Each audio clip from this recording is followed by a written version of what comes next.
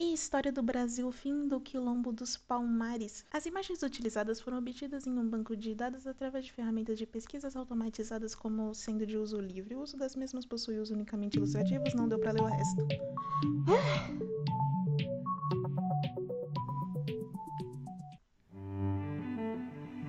Brasil colônia, final do século XVI. Originalmente Palmares era um refúgio de escravos fugidos, mas ao longo... Ah, gente, pausa aí, vai. Vocês pausam pra ler, que eu não consigo ler essa porra rápido, não.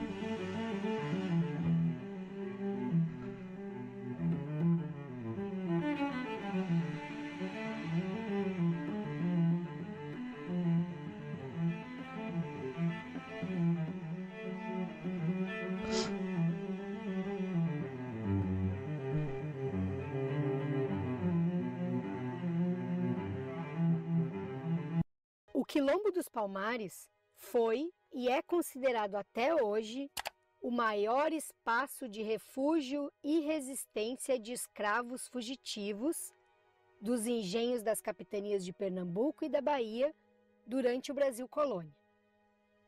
Da primeira menção de Palmares, em 1597, até a sua destruição em 1694, se passaram praticamente 100 anos. E durante esse período, os moradores do Quilombo resistiram aos ataques de portugueses, holandeses e bandeirantes.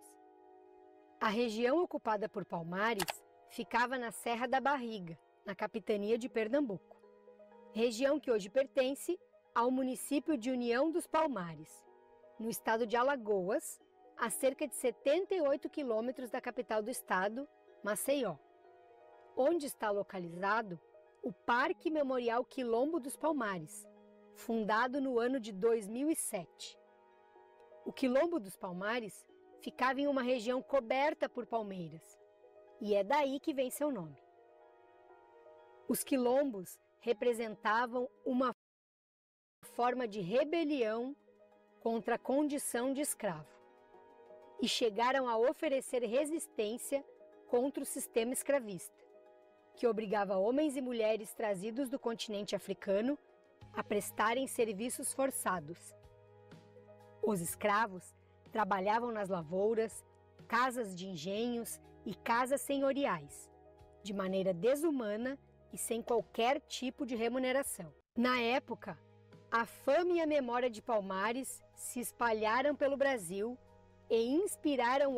É tipo tu perder um carro, mano. Se tu perde teus escravos, tu tá atrás, você fica para trás dos outros fazendeiros que têm escravos, tá ligado? Tu tem que entrar nessa brisa de escravidão, porque senão você fica para trás no avanço da sociedade. Infelizmente, querendo ou não, sempre foi assim, né? Não só com os negros, mas já escravizaram brancos, já escravizaram negros, já escravizaram índios, né? Que eles chamavam de pele vermelha. Então, já escravizaram de tudo. E o objetivo sempre foi não, não, eu acho de verdade que nunca foi questão de racismo, mas sim de lucro, né? E eles traziam aqui sim algumas, vamos assim dizer, explicações, né, do porquê eles faziam isso. Eu sei que tinham argumentos da própria igreja, né, de que os negros eles eram como se fosse a marca de Caim, né, aqui na Terra, e por isso eles podiam ser usados e tal. Eles eram, né, pecadores e tudo mais. Mas eu acho que no final não tem nada a ver com a cor, de verdade. Podia ser qualquer um. Tanto que quando teve uma época que ficou escasso ali, os escravos pretos normais, eles foram atrás dos índios, né? E assim, ninguém também buscou muita explicação, não. E só pararam de escravizar os índios porque eram meio preguiçosos. Mas isso aí a gente tem que confirmar, né? Mas isso é o que eu escuto falar. Outros quilombos, o que causou insegurança nos donos de escravos, porque eles tinham medo que o fenômeno de Palmares se repetisse em outros lugares do Brasil colonial. As primeiras menções sobre um quilombo na região da Serra da Barriga são de 1580. E ao que tudo indica, Palmares começou abrigando escravos que haviam fugido das lavouras e dos engenhos da capitania de Pernambuco. E aos poucos foi recebendo mais e mais pessoas até chegar ao seu auge, durante a guerra travada por Portugal contra os holandeses para retomar parte da região Nordeste. Palmares cresceu muito durante as invasões holandesas no Brasil, porque a vigilância nas fazendas ficou fraca devido aos confrontos entre Portugal e os batavos. No final, gente, é tudo uma questão de quem é mais forte, de quem é mais inteligente, né? No momento que eles viram que a coroa ela estava fragilizada, ela estava, né, com toda a sua atenção voltada para os holandeses, eles se aproveitaram para fugir, para se equipar, para se, né, fortificar. E isso é incrível, né? Na época não muda nada, né? Os negros eram capazes, totalmente capazes de fazer isso, né? Só que o que motiva o ser humano, infelizmente, a buscar essa evolução, né? A criar fortes, a buscar armas, a criar uma sociedade, enfim, tipo, por uma causa, por um objetivo, é justamente guerra. E aí, quando a coroa vai lá e escraviza, né, o seu povo, é um bom incentivo para você buscar melhoria e avanço, né, para eles, com certeza. A falta de E, porra, é meio foda dizer isso, mas se vocês forem ver as adversidades, elas têm, né, ali seus benefícios. vigilância fez com que centenas de escravos fugissem para a região da Serra da Barriga. Pouco a pouco, começaram a surgir os primeiros núcleos de povoamento, também conhecidos como mocambos. O Cerca Real do Macaco, que era o maior centro político do Quilombo, que tinha cerca de 1.500 habitações, e o Subupira, por exemplo, que centralizava as atividades militares e tinha cerca de 800 habitações.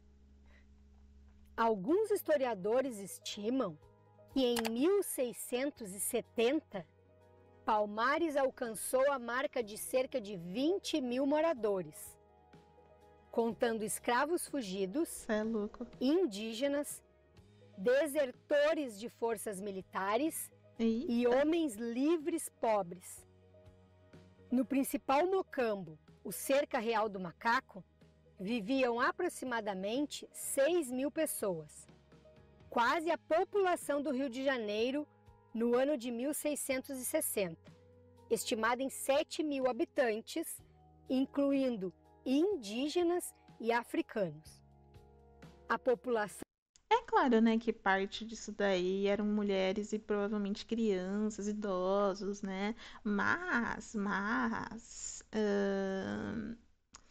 É bem interessante, né? São 6.000 famílias, ou seja, poderiam ser aí pelo menos uns 3.000 homens para o seu exército, né, mano? Quando você começa a pensar isso de uma forma estratégica para você real se impor contra ali a coroa, né, contra os brancos que estavam escravizando o seu povo, você pensar nisso seria inteligentíssimo, né? Mas não como forma. É isso que eu acho ruim, né? Do Zumbi dos Palmares, especificamente, que a gente vai ver mais pra frente, a decisão dele de querer tomar tudo na força. Eu não acho que o exército, né? Criar um exército com essas pessoas seria pra usá-los contra a coroa, porque eu acho que eles não teriam a menor chance. E não só acho, como isso se provou verdade, né? Eles tentaram isso, mas não conseguiram. Então eu acho que a questão era mais você mostrar que você tem representatividade, entendeu? Que você tem tamanho, que você é alguma coisa que você merece, nem que seja um pouquinho de respeito.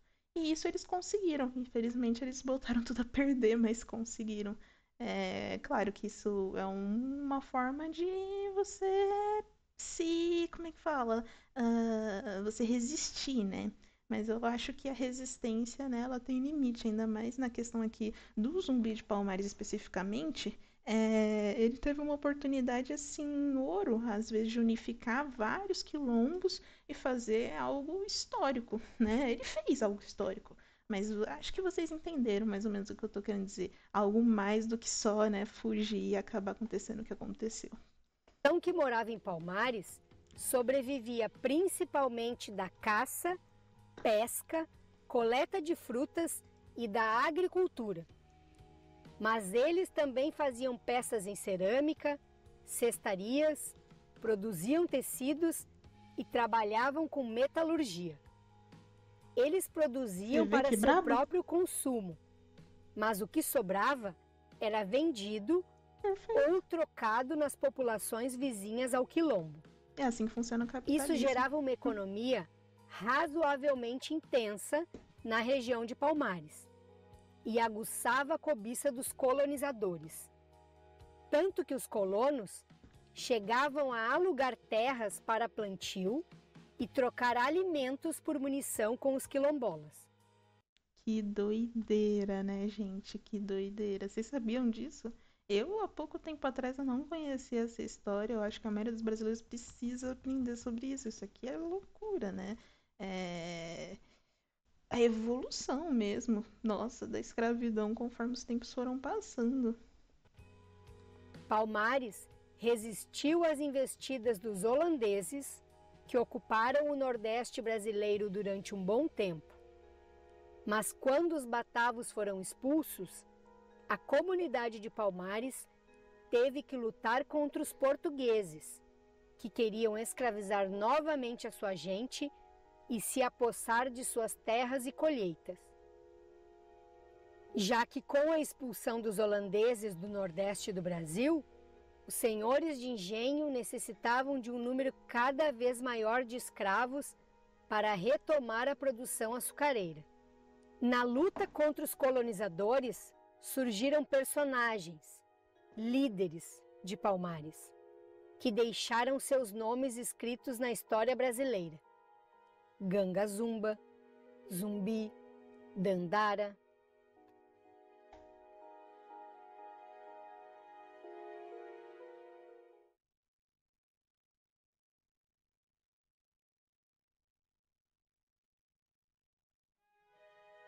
O primeiro grande líder do Quilombo dos Palmares foi Ganga Zumba.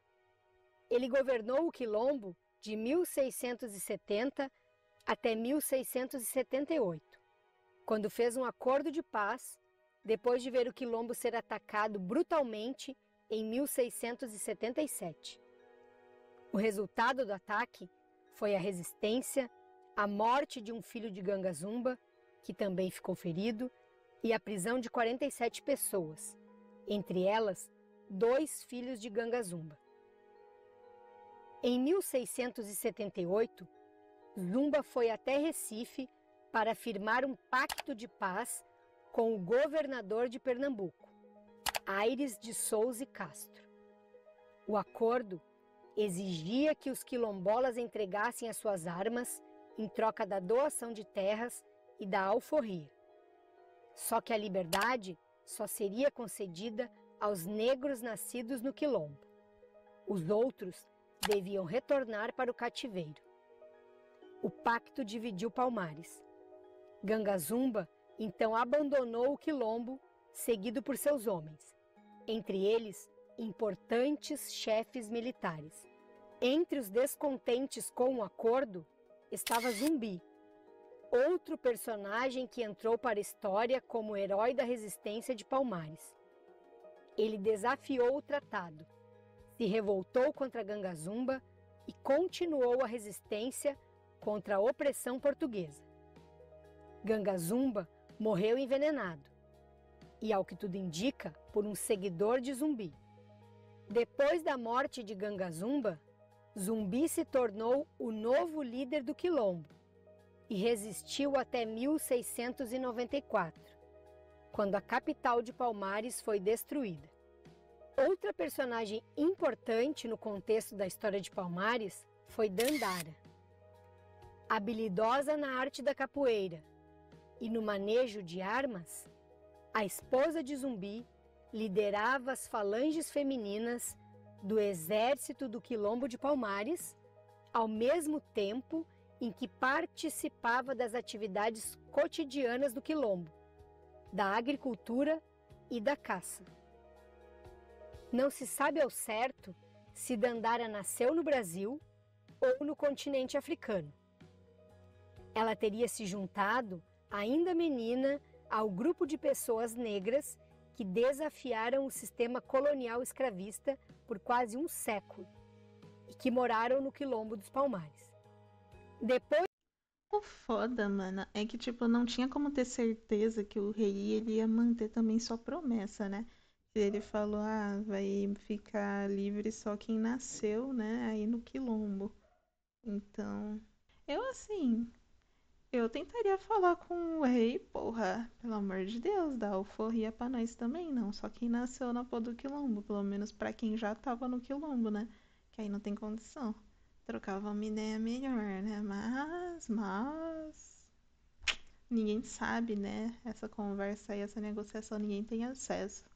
Mas seria muito louco, tipo, eles pegarem essas terras pra eles, muito mais do que merecido. E, porra, real, criar uma influência, tá ligado? Negra ali, nova, totalmente inovadora, tá ligado? De pretos livres, tipo, autônomos e que, porra, às vezes poderiam até ser, sabe, criar quase que um estado, sabe? Independente ali, dependendo também das terras, óbvio, né?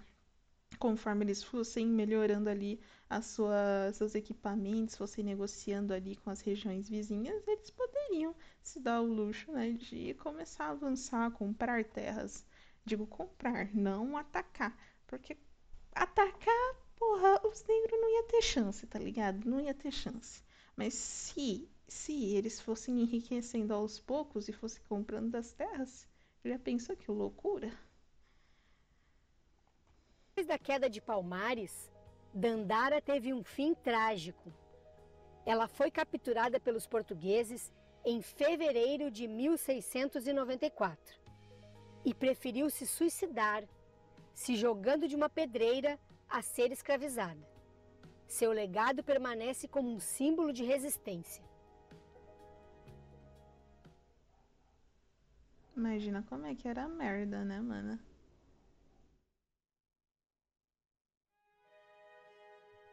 Um fato muito polêmico e que divide opiniões é sobre a escravidão dentro do Quilombo dos Palmares.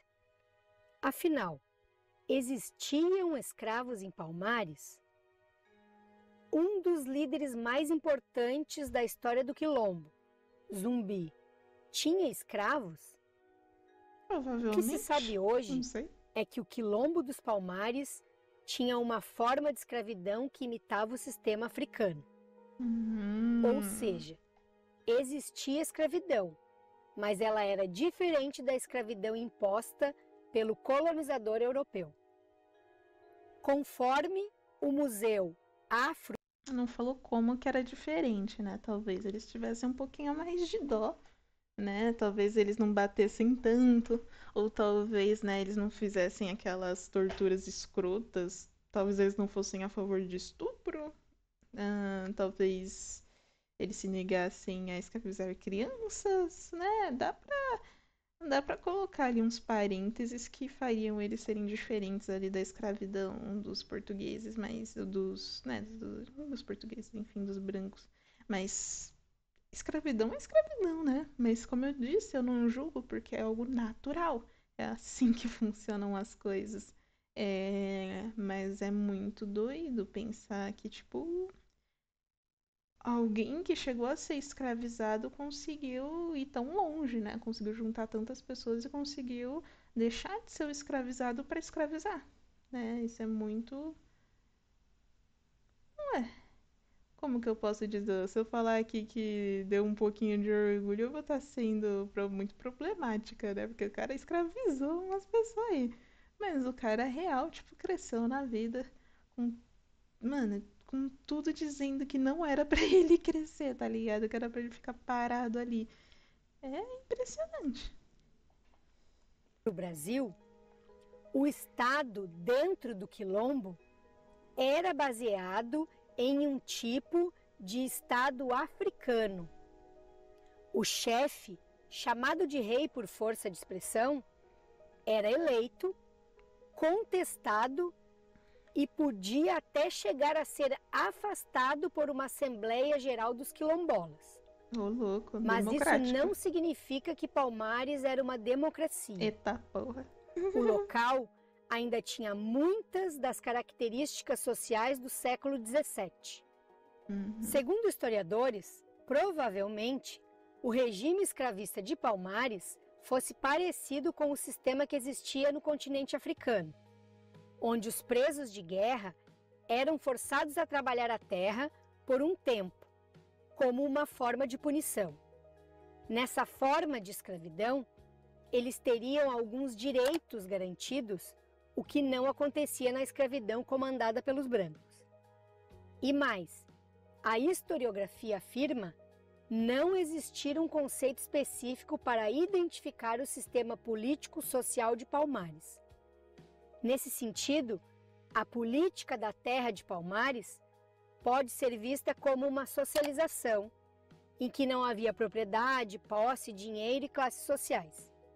Por outro lado, alguns autores apontam a existência de uma escravidão até mesmo predatória por parte dos habitantes do Quilombo dos Palmares, que realizavam incursões nos territórios vizinhos, como as fazendas, de onde traziam à força indivíduos para trabalharem como escravos em suas plantações, desenvolvendo assim uma espécie de escravismo dentro da própria República. Os escravos que se recusavam a fugir das fazendas e ir para os quilombos também eram capturados e convertidos em cativos dos quilombolas. Nesse contexto, a prática da escravidão teria uma dupla finalidade: aculturar os escravos recém-libertos às práticas dos quilombos, como o trabalho árduo para a subsistência da comunidade, já que muitos dos escravos libertos achavam que não teriam mais que trabalhar, e diferenciar Tá os fácil escravos assim, né? que chegavam aos quilombos pelos próprios meios, escravos fugidos que se arriscavam até encontrar um quilombo, perseguidos por animais selvagens e pelos antigos senhores no trajeto, e ainda correndo o risco de serem capturados por outros escravistas, daqueles escravos trazidos à força ou por incursões de resgate nas fazendas. Para uns, Palmares foi um porto seguro. Para outros, foi a continuação da escravidão, mesmo que por um tempo determinado. Foda, né?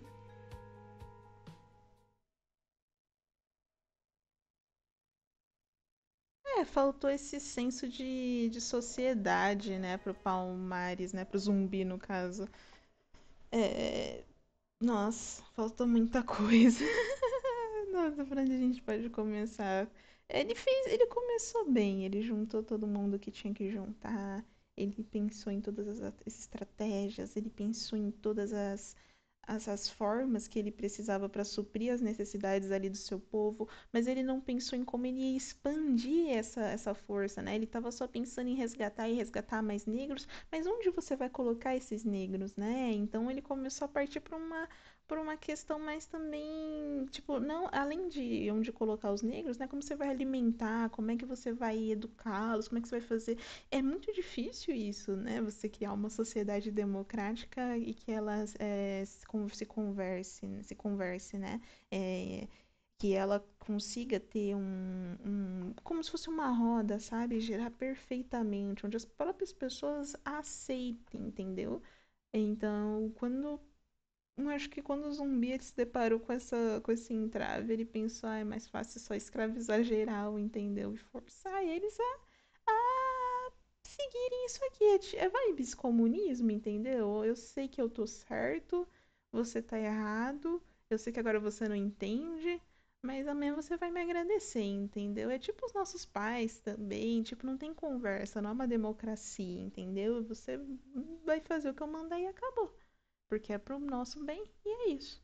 Tinha os que aceitavam de boa, tinha os que sentiam, né, que era a continuação de uma escravidão, porque realmente não é escolha deles, né? Eles não pediram por essa luta, vamos assim dizer, alguns deles. Então é bem doido mesmo você pegar essa história, porque, porra, nossa, muda tudo, né? Quando eu digo que não existe um bem, um mal exatamente, né? Todos são maus no final, todos têm um lado obscuro ali na história, tipo, mas é claro que tudo é questão de ação e reação, né?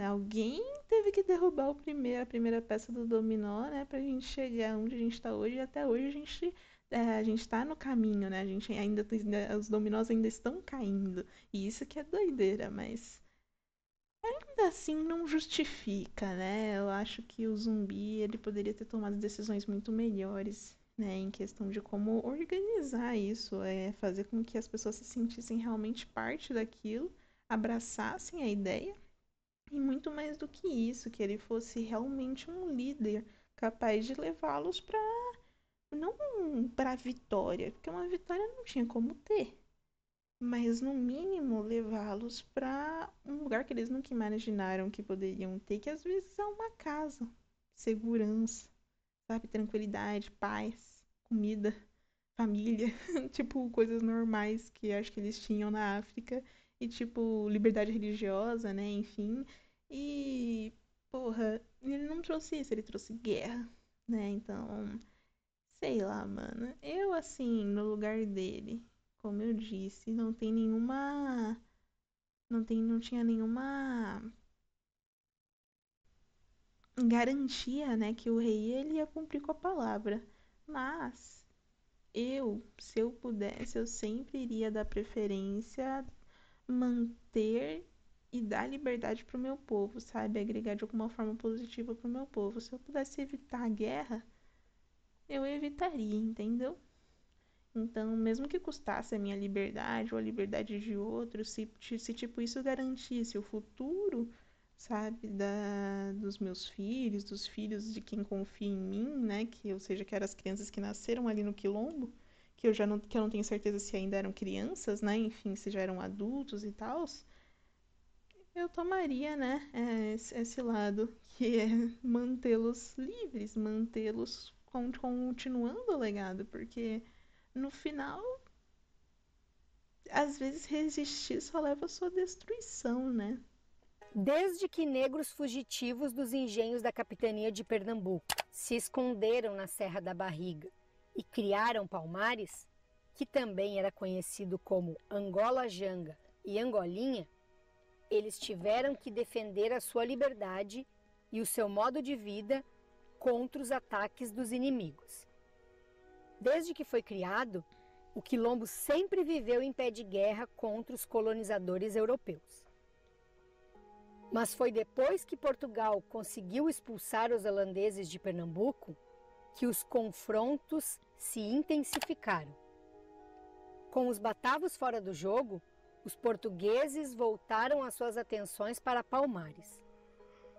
Sem os holandeses por perto, os fazendeiros queriam de volta sua mão de obra que havia escapado e fugido para Palmares, para retomar os negócios nas fazendas.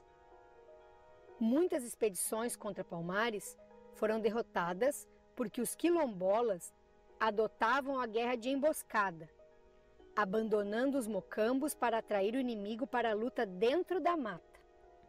Em 1663, o capitão negro Gonçalo Rebelo comandou 200 soldados negros contra Palmares. Caramba. Foram 5 meses de luta. E a expedição retornou com 40 prisioneiros. Todos foram degolados. Eram comuns também os ataques dos palmarinos no litoral, para roubar armas, libertar negros e se vingar de senhores e feitores dos engenhos. Em 1670, por exemplo, os palmarinos atacaram e destruíram uma fazenda de gado, onde hoje fica Garanhuns. Em 1677... É foda que eles não necessariamente esperavam a guerra chegar neles, né? Eles também iam atrás de briga. Isso que é foda, né? Curiosa expedição sob comando do capitão de infantaria Fernão Carrilho retornou com 200 prisioneiros quilombolas. Palmares continuou a ser uma pedra no sapato do Estado português até 1687, quando o bandeirante Domingos Jorge as crianças já não eram mais criança, não. E se comprometeu com o governador de Pernambuco que iria destruir Palmares por completo. Jorge Velho e seus homens passaram a atacar o quilombo e, mesmo tendo experiência na luta de extermínio contra os indígenas, tiveram grandes dificuldades para vencer as táticas dos quilombolas, porque as técnicas de guerrilha dos palmarinos eram bem mais elaboradas do que a dos indígenas. Em 1892, Óbvio, né? o líder bandeirante partiu em direção a Palmares com um exército formado por brancos, mamelucos e também indígenas. O apoio das tribos indígenas contra os habitantes de Palmares colaborou para que o quilombo fosse destruído. A essa altura, a destruição de Palmares era uma questão de honra para o bandeirante e para o governo. Um reforço de 200 homens e 6 canhões enviados pelo governo português chegou à região. E para se aproximar do quilombo, com mais segurança, Jorge Velho ordenou a construção de uma contracerca que permitiu a aproximação dos canhões do quilombo. Aí acabou. 5 de fevereiro de 1694. 2 dias antes da destruição total do quilombo, os dois exércitos entraram mais uma vez em confronto. Os quilombolas foram encurralados à beira de um despenhadeiro e centenas de negros caíram no precipício. Alguns quilombolas ainda tentaram a estratégia de refúgio na mata, sem sucesso. Eles foram perseguidos e centenas de negros foram degolados. Dia 6 de fevereiro de 1694, um dia antes da destruição total do quilombo. O Mocambo do Macaco é destruído e incendiado. 510 negros que escaparam vivos são feitos prisioneiros. Somente mulheres e crianças são poupadas na guerra. Muitas mulheres matam seus filhos para livrá-los do cativeiro e se recusam a comer, morrendo de fome. Entre as mulheres presas estava Dandara, esposa de Zumbi dos Palmares, que preferiu a morte a voltar a ser escrava, pulando em uma pedreira rumo à morte. 7 de fevereiro de 1694. O quilombo dos Palmares é destruído pela expedição liderada pelo bandeirante Domingos Jorge Velho.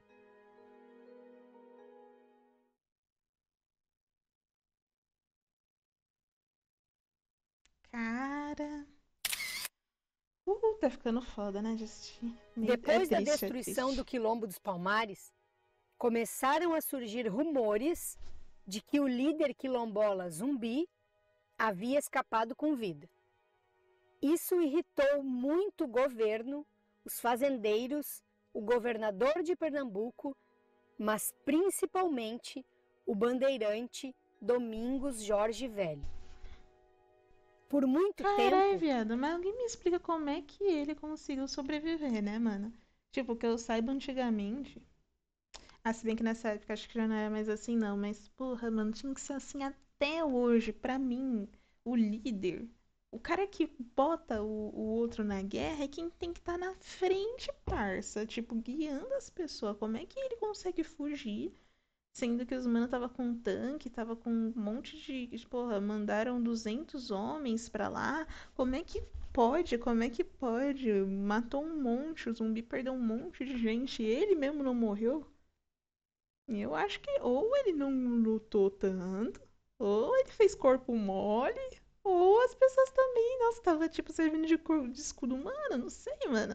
Ou ele era muito bom lutando, tipo, sei lá, tá ligado? Tipo, todos que vinham pra cima dele ele conseguiu matar, mas também não dava tempo pra ele salvar os outros. Tipo, porra, eu não sei. Eu só sei que, tipo, se ele quis botar todo mundo nessa merda, ele devia ter botado ele na merda em primeiro lugar, né, mano? Pra mim tem que ser assim. Tinha que ser assim até hoje, aliás. Se, sei lá, o Lula hoje quisesse declarar a guerra, sei lá, contra sei lá, Venezuela, pronto. Ele tinha que estar no exército também, tá ligado? E ele tinha que estar lá, lá comandando tudo. Óbvio que presidente, né, hoje em dia, ele é muito mais importante do que qualquer outra coisa, né? Mas ainda assim, ele precisava estar lá, entendeu? Ele precisaria estar naquela terra, porque se alguém, sei lá, usasse uma bomba nuclear, ou sei lá, jogasse um míssil guiado, alguma porra assim, algo real que se fudesse com todo mundo geral, acabasse com tudo, ele ia se fuder também, tá ligado? Ele não ia ficar só lá do outro lado, tipo, do mundo observando, tá ligado? Tipo, pelo telefone sem fio.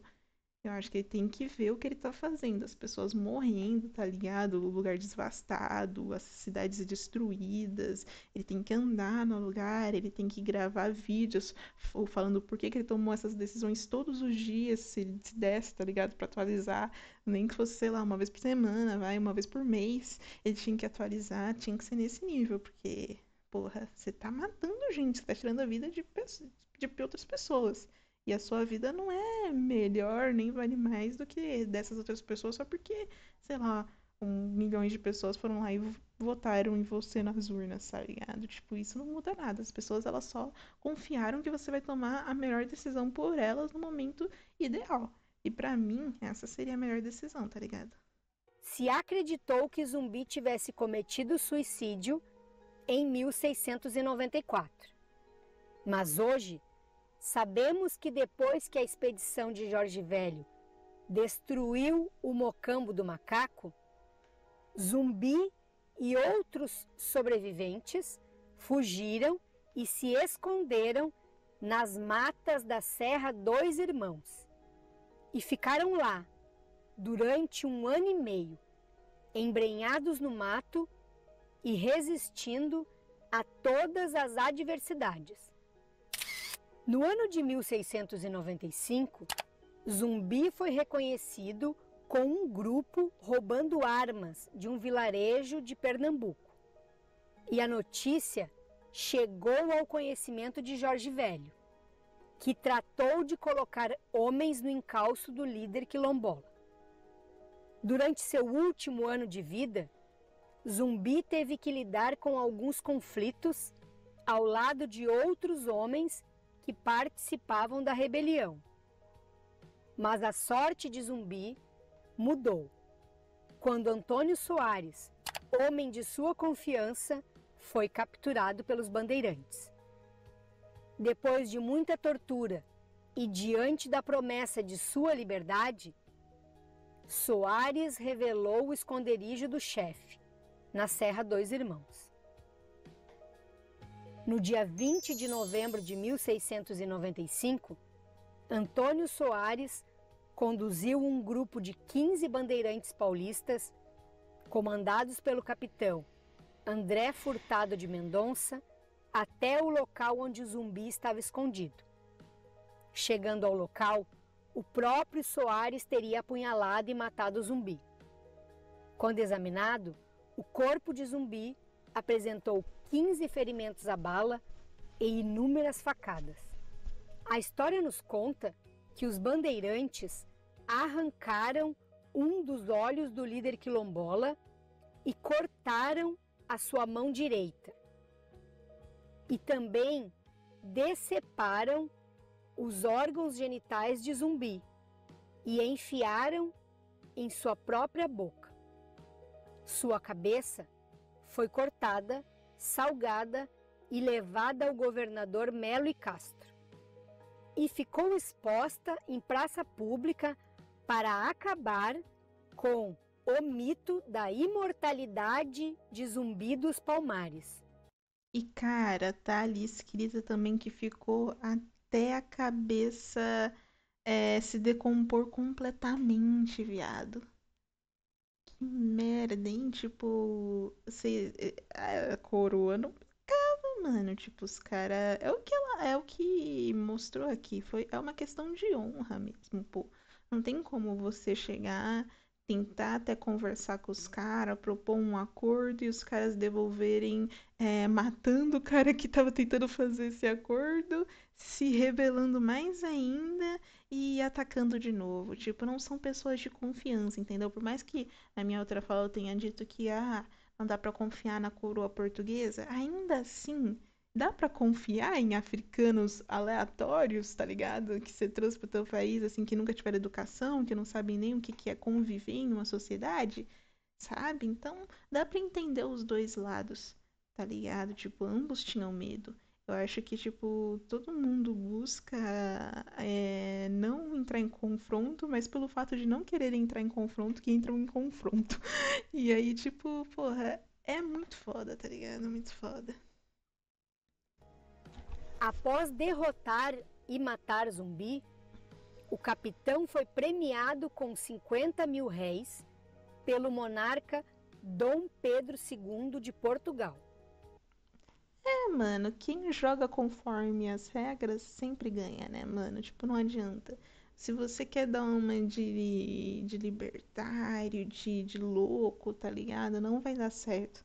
É, as coisas parece que só dão certo quando você senta e conversa, tá ligado? Claro que, tipo, é,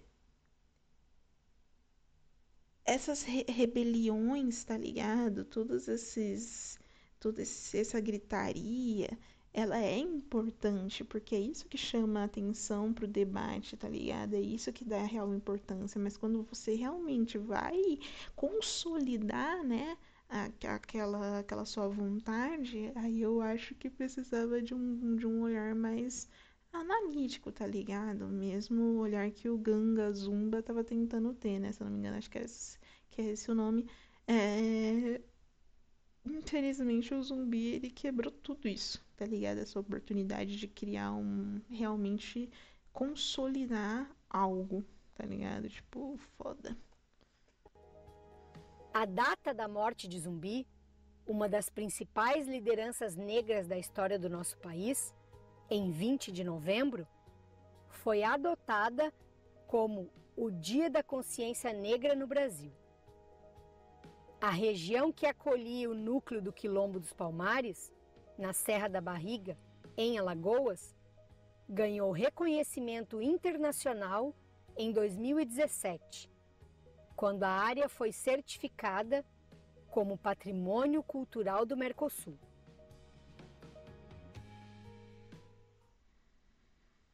Vamos tentar procurar mais heróis brasileiros para trazer aqui pro canal e a gente entender melhor, né, como funcionou todo o desenrolar da história deles, né, para chegarmos até aqui onde estamos hoje. Então, eu espero vocês no próximo vídeo. Falou! Pessoas que querem